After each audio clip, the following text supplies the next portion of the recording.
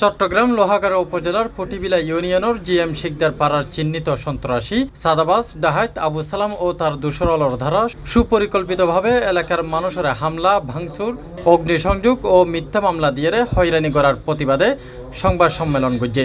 ফটিবিলা GM Sikdar পাড়া চিহ্নিত সন্ত্রাসী ও সাদাবাজি ডাকাত আবু সালাম ও তার দোসর কর্তৃকৃত সুপরিকল্পিত হামলা ভাঙচুর অঙ্গি সন্ত্রাস সহ নারী কেলেঙ্কারি সাজিয়ে মিথ্যা মামলার প্রতিবাদে ও গ্রেপ্তার এবং দৃষ্টান্তমূলক শাস্তির দাবিতে ভুক্তভোগী রেজাউল করিম ও প্রবাসী মোশাররফ হোসেনের পরিবার এর সংবাদ সম্মেলন। অগ্নিকাণ্ডত বাড়িঘর ফুরি নিশ্চয় ভুক্তভোগী রেজাউল করিম ও প্রবাসী মোশাররফ হোসেনের পরিবার সংঘবদ্ধ সন্ত্রাসী চক্রের লিডার হন।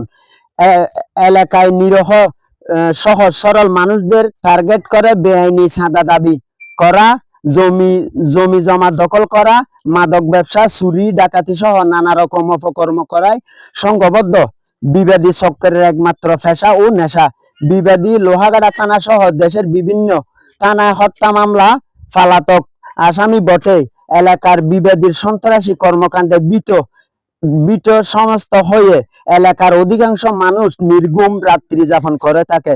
মের ৪ তারিখ বিকাল ৪টায় ফটিবিলা ইউনিয়নের ৫ নং ওয়ার্ডের জিএম শিকদার ফারাদ ভুক্তভোগীর নিজ বাড়ির আঙ্গিনাত স্থানীয় সাংবাদিকর লগে সংবাদ সম্মেলনের মাধ্যমে প্রশাসনের হস্তক্ষেপ কামনা করি অপরাধী অলর দৃষ্টান্তমূলক শাস্তি দাবি করে। আমি এই অন্যায়ের বিচার চাই। আমার এলাকাবাসী ও এই সন্ত্রাসদের নিকট থেকে পরিত্রাণ চাই। এই ঘটনায় প্রত্যেক ও পরোক্ষ সাক্ষী দাতাদের ও তাদের হুমকি দেওয়ার সাক্ষীদের জীবনের নিরাপত্তা চাই। এমনকি সাক্ষী গ্রাম পুলিশ আব্দুল শুকুরের বাড়িতে আগুন ধরিয়ে পুড়িয়েছে। অনত বিলম্বে এই বিবাদী চক্রের আইনের আওতায় আনা না হলে আমার মতো আরো অসংখ্য এলাকাবাসী জানমালের ক্ষয়ক্ষতি আশঙ্কা রহিয়েছে। অতএব আমাদের মধ্যে আমি এই অন্যায়ের বিচার প্রার্থনা করছি। সংবাদ সম্মেলনত লিখিত বক্তব্য পাঠ করে ভুক্তভোগী রেজাউল করিম দেশীয় অস্ত্র সঙ্গে সজ্জিত এই সন্ত্রাসী চক্রের প্রতিবাদ করায় এলাকার কাহারও সাহস হয় না। কেহ প্রতিবাদ করিলে তাহার উপর অমানসিক নির্যাতন করে থাকে।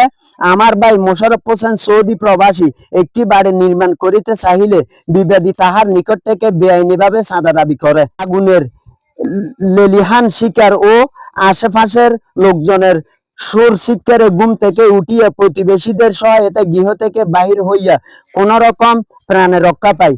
ওই সময় একজন প্রতিবেশী বিবাদীর অস্ত্র নিয়ে বাড়ির উঠানে দাঁড়াইয়া থাকিতে দেখিতে পায় এবং শিক্ষার করিলে গুলি করার হুমকি দেয়। C+ TV Chittagong.